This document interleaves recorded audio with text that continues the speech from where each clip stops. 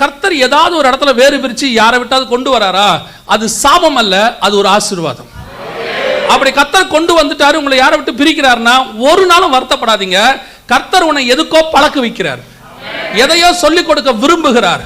உன்னோட தேவன் உறவாட விரும்புகிறார், உன்னோட தேவன் நடக்க விரும்புகிறார்.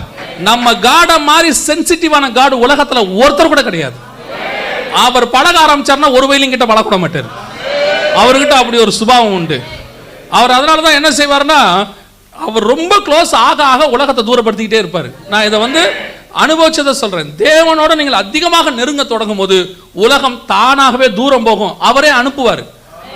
அவன் சொல்லுவான், உங்ககிட்ட பேசுறதுக்கு சும்மா இருக்கலாம்பா, அப்படின்னா இவர் பேச போறாருன்னு அர்த்தம்.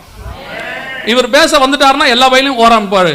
ஏன் நம்ம கிட்ட எல்லாரும் இப்படி வேறு பிரிஞ்சு போறாங்க, ஏன் எல்லாரும் போறாங்க அப்படின்னா, அதுக்கு காரணமே இல்லாம உன்னை பிரிக்கிறான், காரணமே இல்லாம உன்னை துரத்துறான்னா கர்த்தர் அதுக்கு பின்னாடி இருக்கிறான்னு அர்த்தம்.